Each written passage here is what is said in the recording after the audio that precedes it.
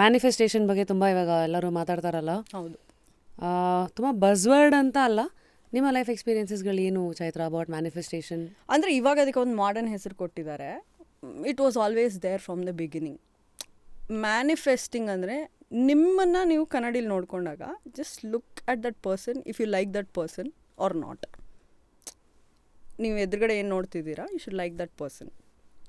Like ಆಗ್ತಿಲ್ವಾ, ಏನು change ಮಾಡ್ಬೋದು, ಏನು ಬೇಕು ನಿಮಗೆ, ಅದನ್ನು ನೀವು ವಿಜುವಲೈಸ್ ಮಾಡ್ಕೋಬೇಕು. That is manifestation. ಅಂದರೆ ಮುಂಚೆಯಿಂದನೂ ಇದು ಹೇಗಿತ್ತು ಅಂತ ಹೇಳ್ತೀನಿ ನೋಡಿ.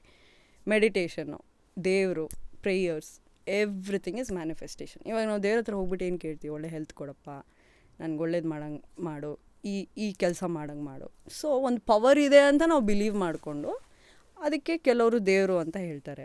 ಕೆಲವರು ದೇ ಥಿಂಕ್ ಓಕೆ ಮ್ಯಾನಿಫೆಸ್ಟಿಂಗು ಅದೇನೋ ಟೆಕ್ನಿಕ್ಸು.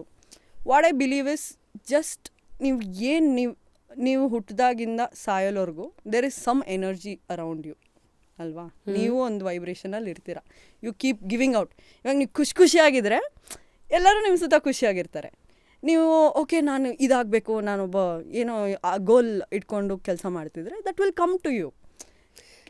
ಅಂದರೆ that it is like that. ಅಂದರೆ ಮ್ಯಾನಿಫೆಸ್ಟೇಷನ್ ಅಂದರೆ ಅದೊಂದು ಟೆಕ್ನಿಕ್ ಅಂತ I don't believe.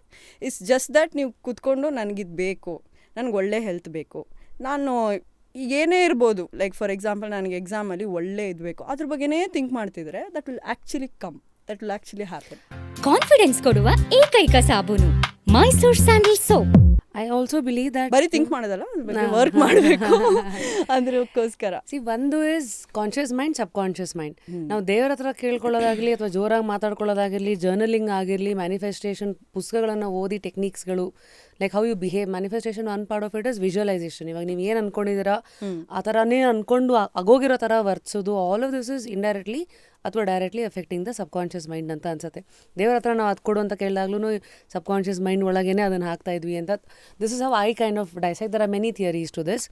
The reason I am telling all of this is that just curiously ಬರುವಂಥ ಪ್ರತಿಯೊಂದು ಗೆಸ್ಟ್ದು there is a journey and there are few belief systems.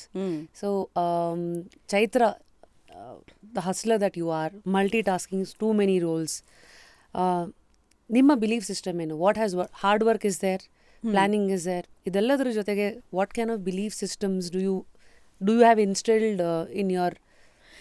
ಅದೇ ನಾನು ಹೇಳಿದ್ನಲ್ಲ, ವೆನ್ ಐ ವಾಸ್ ಯಂಗ್ ನನಗೆ ಇದು ಬೇಕು ಅಂತ ಥಿಂಕ್ ಮಾಡ್ತಿದ್ದೆ. ಬರೀ ಥಿಂಕ್ ಮಾಡಿದ್ರೆ ಅದು ಬರೋದಿಲ್ಲ, ಅದಕ್ಕೋಸ್ಕರ ಕೆಲಸ ಮಾಡಬೇಕು. Same way I visualise my whole life.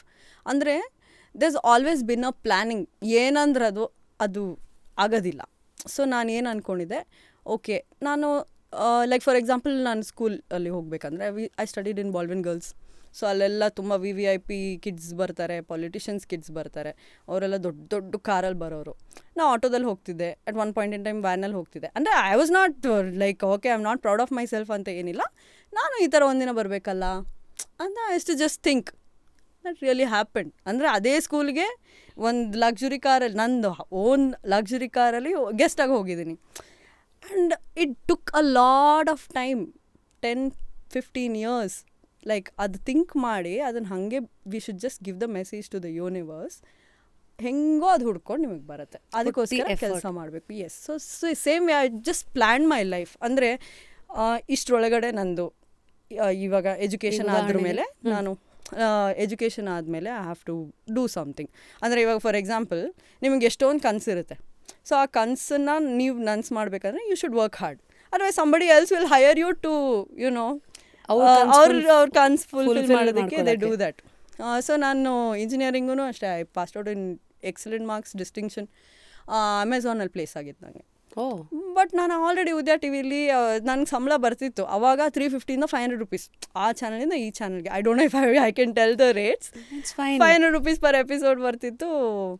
ಹೆಂಗೋ ಬಸ್ಸಲ್ಲಿ ಓಡಾಡ್ತಿದ್ದೆ, ದುಡ್ಡೆಲ್ಲ ಸೇವ್ ಮಾಡಿ ಡಿಯೋ ಬೇರೆ ತೊಗೊಂಡಿದ್ದೆ. ಐ ವಾಸ್ ಥಿಂಕಿಂಗ್ ಕೆಲಸಕ್ಕೆ ಏನಕ್ಕೆ ಹೋಗೋದು, ನಾನೇನಾದ್ರು ಬಿಸ್ನೆಸ್ ಸ್ಟಾರ್ಟ್ ಮಾಡಿಬಿಡೋಣ. ಹೇಗಿದ್ರು ನಾನು ಆ ಟೈಮಲ್ಲಿ ನಾನು ಇವೆಂಟ್ಸು ಮಾಡ್ತಿದ್ದೆ. ಅಂದರೆ ಮಾಲ್ ಆ್ಯಕ್ಟಿವಿಟೀಸು, ಅವಾಗ ಇಡೀ ದಿನ ಆ್ಯಂಕರಿಂಗ್ ಮಾಡಿದ್ರೆ 2,000 ರೂಪಾಯಿ ಕೊಡೋರು.